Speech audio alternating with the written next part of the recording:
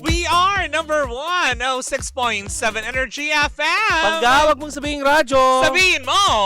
Energy! Ayan. Naku, Maris, sa mga oras na to, medyo kung naboboard ka na, naghihintay ka na lang ng lunchtime, diba? Kung hilig mo lang din naman magtong, it's adiba pa. Well, tara na sa Game Zone na. Unbelievable sa Game Zone dahil you can play real tong, it's with real people for free. May chance ka rin pwedeng makisplit over 34 million pesos ng papremyo at makakuha ng daily cash prize na worth 14,640 pesos. In fairness ha, medyo malaki yan, Mari Wow. Oo. Alam mo ba, Pangga, na ang makukuhang cash credit ay pwede mo rin gamiting panlaro sa kahit anong game. Talaga ba? Kaya mo rin itong i-cash out, Pangga. At may dalawang event araw-araw. Mari, G ka na ba? IG!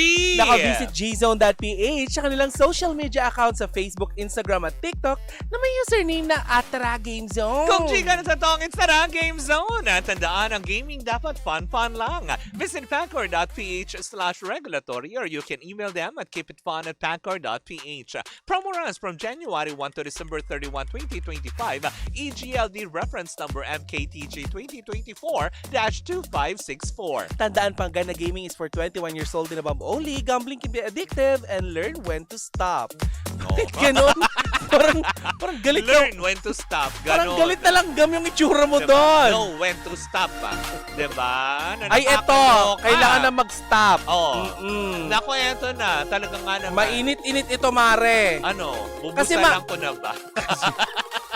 Ang daldal kasi, no? Daming Diba? chika. Dami din yung ebas. Oo. Nakakaloka. Magugustuhan diba? niya ni Yoli dyan sa sa Diba? Pandakan. Nakakaloka. Nakatutok si Ate Vivian at saka si Chiang Ami. Oo. Sige nga. Oo. Ano nga yan? Ngayon nga, ito na nga, Mare. Nito nakaraan, Mare, itong si Anjo Eliana, Oo. may mga pinapasabog siyang mga chika.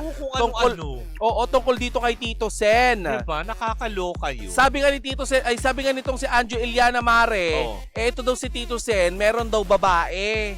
Oo, may kabit daw itong si Tito Sen. May mga sinasabi pa siya na meron daw itong ano ba tawag doon, yung sindikato Oo. sa loob daw ng Itbulaga. Ah? Kesyo may mga masasamang ugali, Mare. Pero Mare, hindi yan pinansin ni Tito Sen. Bagko sinabi nito na hindi na niya papatulan itong si Anjo Eliana. Tama lang naman. Pero hindi pa natatapos diyan dahil 'di ba nagpa-interview ito kay Papa OG Diaz. Si Anjo? At sinabi niya, Mare, na nag-udyok daw sa kanya para mag-live. Ang tinawag nga niya yung programa, yung ginagawa niya. Talaga? TikTok live lang po 'yun. Ginagawa ko din po 'yun. Ginawang programa. Mainstream. Oo nga. Bangga, may sponsors. Wow. Wow. May placement, ma? May marketing, ganon. Wow. Oh. Kabenta-benta, be? Oo. Ganon. Value added sa TikTok, ganon. Diba? Nakakaloka. Parang hindi ko kinaya, Mare, nung sinabi niya doon, Mare, ng isa sa mga dahilan kung bakit daw niya ginagawa yon, dahil sa boredom. Pag bore ka, kailangan manira. Hindi, tsaka isa pa, para kailangan mandawit ka ng pangalan. Oo. Diba? Yung tipong kasi, hindi, diba? Kasi diba, parang yung kinlaro niya nun, yung ginagawa daw niya nun, meron daw siyang ibang pakahulugan yata, diba? Lalo doon sa may babae daw, ganyan. At saka sinabi niya, Mare, na siya daw ang nagiging boses ng mga kababayan natin na wala daw boses. Pwede pong ibang boses din. Tandaan po natin na nangyari ang People Power 1 at People Power 2 nang dahil po sa hindi lang boses ng isang artistang hindi naman nagkakaroon pa ng proyekto ngayon. At saka 'di ba? Katulad niya, nagkaroon din ng kilusang, alam mo 'yun, naganap neto lang dyan sa may EDSA na hindi ka naman din kasama doon. Oo. 'Di ba? So, eto na nga, Mare, ang chika ko pa. Ano? Gaano kaya katotoo ang kumakalat na chika ng aktor at komedyan na si Anjo Eliana sa patungkol kay Alan Kay at basketball player, politician na si James Yap. Sa isang video, Mare, na ibinahagi niya sa kanyang TikTok account ay may binuking siya na patungkol sa kasamahan niya sa Itbulaga. Ani Anjo, Mare, may ilalabas siya patungkol kay Alan Kay matapos itong magkomento na wag nang pumasok sa politika dahil dagdag lamang daw ito sa problema. Bakit ka diba? Tumakbo din yan? Mamaya pag-uusapan natin. Ani, nanggigil ka naman kaagad. Hindi, totoo naman kasi diba, para husgahan mo yung kapwa-artista mo na gustong pumasok at manilbihan, hindi ba pinakay mo din yan? Hindi, sinabi nga ni Alan Kay. Makinig ka muna ka kasi! Lumen! Nanggigigil ako. Alia kasi, dahil tapos na itong magbigay ng opinyon, ay siya naman ang magsasalita. Oo, eto na nga ang chika, Mare. Anek. Unang-una, si Alan Kay, masama ang loob ko dyan, sabi ni Anjo. Dahil binentahan ako niyan ng Lincoln Navigator. Napakamahal, parang nasa 2.6 million. Hindi ko alam yung binenta sa akin, sira pala. Sabi nitong si Anjo Iliana. Bakit hindi mo kagad sinabi? Teka lang, Lumen. Sa Lume. Umano ka. Muna Kumalma ka. Kwento pa niya, Mare, ipinaayos niya ang air pressure nito na nagkakalaga ng 900,000. Ngunit naibenta lamang niya daw ito ng 1 milyon. So masama ang loob ko, sabi niya. Sabi ko, masamang ugali ng baklita pala to. Simula noon, hindi na ako masyadong nagdididikit dyan. Dagdag pa ni Anjo. Chika rin niya, mayabang daw si Alan at pinagmamalaki ang mga booking niya na basketball player. Lahat daw ng basketball na amateur, binuking na daw niya. Sabi pa ni Anjo Iliana, paano mo mabubuking yan? Binigyan lang daw niya ng rubber shoes tapos inuwi na. Ang pinagmamalaki niya, Mare, dati, sabi nitong si Anjo Iliana, pinagmamalaki daw ni Alan Kay, yung dalawang magkapatid na taga San Beda, sabi ni Anjo. Yun daw yung Habang nag-uusap raw, ay may nagtanong kung si James Yap ba ay kasali sa nabuking na basketballista. Alam mo, sabi ni Anjo, lagi naman niyang niyayabang pag may nagtatanong, ewan ko kung si Joey De Leon ang nandun, si James Yap, tuwang-tuwa siya habang umaamin siya na dinala niya daw si James Yap sa bahay niya, sa Tandang Sora. Hindi ba? At binigyan ng rubber shoes. Baka naman kasi dinala sa bahay, baka in-invite lang for dinner. Eto na nga, Mare, ang chika pa. Sa interview niya kay Papa Oji, kay Oji Diaz, Mare, sinabi niya doon na nag-ceasefire at nakausap na niya ang mga mga Soto brother. May nakausap po kami sa Soto. Kinaklaro namin. Doon sa interview na lumabas po na yan, first hand po namin na nakuha na wala pong pag-uusap na naganap sa pagitan niya at ng Soto. Ng Soto Brothers. Kasinungalingan yan. Kasinungalingan. Eto pa, hindi pa nabusog itong si Anjo Iliana, ate. Nakakachika.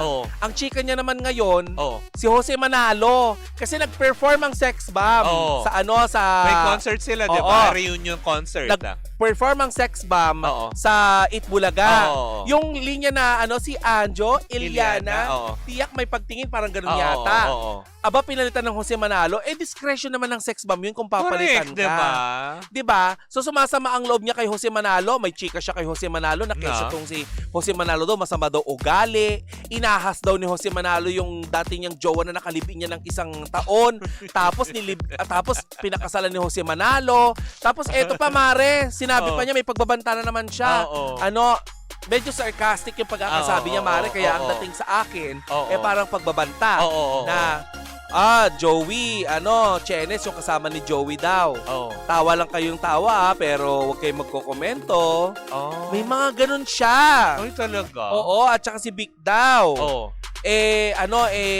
Wag daw magkokomento, tawa lang daw. Tapos eto pa, Marce. Alam mo kung ano pinanggalingan ng galit niya? Kasi di ba natulfo-tulfo ito nung nakaraan? Dahil nga doon sa eskwelahan daw nila na wala daw permit, Keme. Hindi lisensyado ng DepEd. Hindi daw lisensyado, kaya yung 2 taon na inaral ng mga bagets. Hindi accredited. Hindi accredited. Kung wala naman talagang DepEd accreditation yun, hindi talaga magiging valid yun. Masama ang loob niya kay Tito Sen kasi hindi daw ito pinagtanggol laban kay Senator Rapi Tulfo. Yung pagkakatulfo niya doon. Mare. Bakit unang-una, humingi ba siya ng tulong kay Tito Sen? Yun na nga, Mare. Humingi man o hindi, bakit kanya tutulungan? Diba? Bakit kailangan mong kumapit dun sa tao? Kailangan may padrino ka na. Unang-una, alam nyo walang lisensya yung eskwelahan nyo. May lakas ang loob ka nga magtayo ng eskwelahan, di ba? Tapos hindi nyo pina-accredited sa DepEd, di ba? Oo. So parang nagbukang daycare center lang yan. Di ba? Hindi totoo, di ba? Ganyan sa mga barangay eh, di ba? Yung parang tipong... Buti pa yung pinag-aaralan ko ng Korean language. Accredited. Hindi, sandali. Bakit? Ayaw niyang tumigil. Oo nga, tapos may sama ng loob nga siya dahil nga dun sa dahil din dun sa pagtakbo ni Vice Mayor Gian ng Quezon. Oo. Siya daw dapat yung nakapwesto doon. Siya daw dapat yung tatakbo. Kung gusto ka ng tao, ikaw ang binoto. Eto pa. Isinusumbat niya na tinulungan niya yung kapatid na ni Tito Sen at saka ni Vic Soto na si Val Soto upang tumakbong councilor.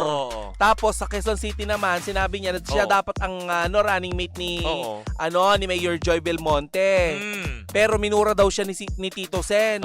May mga ganong chika si Anjo Iliana pero hindi ko kinaya talaga. Mare, nung nagpa-interview siya kay Papa OJ Diaz na nanghuhula na din siya. Talaga po ba? Pinag-aralan daw niya manghula, mga ganon. Bakit hindi niyo po nahulaan na hindi po talaga kayo nagkausap daw ng mga Soto? Dapat ang background music natin dito, hindi yung baklitas. Ano? Lakas tama! Ako'y nawawala! Nakainom po ba kayo ng alak? Opo. Kayo mo ba Alam nyo, Sir yan ang Ann, pinakamahirap labanan, Mare. yung gutom. Tama. Alam nyo, Sir Anjo, may pangalan po kayo. Sa inyo na din po nang galing. Oo, diba? Na kaya po kayo pinapakinggan. Oo. I-compare nyo pa nga po yung sarili nyo kay Ina Evans, diba? Na kung ako, si Anjo Iliana, pakikinggan ako, kung eto lang, ginanon mo si Ina Evans. Oo. Hindi po ba offensive din yun dun sa tao? Correct. Vlogger po si Ina Evans. Correct. Influencer po yan. May ano na po yan. May mga naumahanga po sa kanya. Oo. Opo. Kaya sana po, nakakabastos po yun ha, yung sinabi mong yun ha. Oo. Na ikaw pinapakinggan, tapos nilang mo yung co-host ni Kuya OG. Correct, dun diba? sa show. At saka eto lang po, kayong since galing naman sa iyo na Anjo Iliana ka na po, di ba? Oo. Sana nakaka-Anjo Iliana po yung eksena ninyo talaga sa TikTok. Parang hindi po Anjo Iliana. Oo. Hindi po nakaka-Anjo Iliana yung maputla nyo pong filter. Parang yung datingan kasi para po kayong senior na nagtatampo kasi nalagpasan po kayo ng number. Kaya nga po. Yung sinasabihan po ng Tay, sa likod po yung linya ng senior. At saka sa filter po na ginagamit nyo, kamukha nyo po yung influencer na nagkumakanta ng ice cream yummy. Ice cream good. Sino nga yun?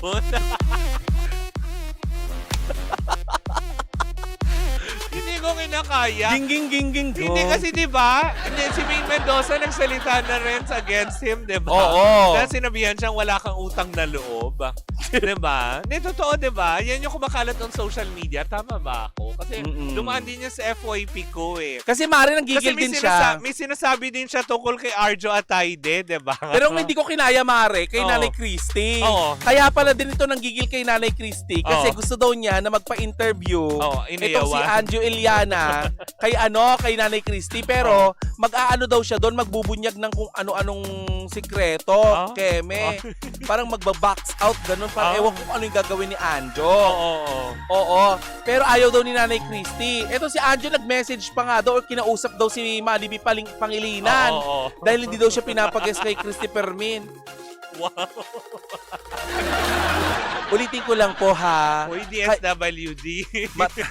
Mataas naman po ang tingin nyo. Unahin nyo naman po muna. Mataas po ang tingin nyo po. Ay, matiis po ang tingin ko sa inyo, Sir Anjo. Sana nakaka-Anjo Iliana talaga ang mga eksena nyo. Nako-OT na tayo, Salve. Ay, Salve! Salome. Hindi, totoo lang naman. Nakakalungkot na sa ganitong pamamaraan na gusto niya. Baka naman gusto talaga niyang bumalik din. 'Di ba? Sa limelight, 'di ba? At mabigyan uli ng pagkakataon. Paano nga mabibigyan ng pagkakataon? Gano'n ang ginagawa. Pero sa ganitong pamamaraan mo na memerwisyo ka ng tao, paano? Si Kuya Oji nga, sinabihan pa nga niya doon sa interview na, nakikinig ka ba? Hello! Kumawa naman si Kuya OG. Lakas mo, pre. Iba din. Alright. Yes! Tuloy mo lang yung trip mo. Okay Ay, magpaalam na tayo, Marcel. Nako, mga panggaya po muna, di ba? Alam mo, maganda yun, i-guess natin dito si Anjo Iliana. Pero feeling ko, pikon kasi yung kuya mo. Inaalala ko yung interview niya kay Rapi Tulfo. Nakagano, nakadayok-dok siya. Yung kinakayong ginawa mo kay, kay Ina Evans. Sinabihan mo na, kung ako pakikinggan ako ng mga tao, kung eto lang, ginano mo si Ina Evans, naloka si Ina Evans. Kaya yung sinasabi ko kanina, Mare, wag niyong nilalang ang mga normal na tao na hindi artista kasi yung People Power 1 at People Power 2, taong bayan ang nagsalita doon, hindi artista. Correct. Nakakaloka. Well, anyways, diba? Sana matapos na lang din itong trip niya, diba? Tapos makatulog siya ng maayos.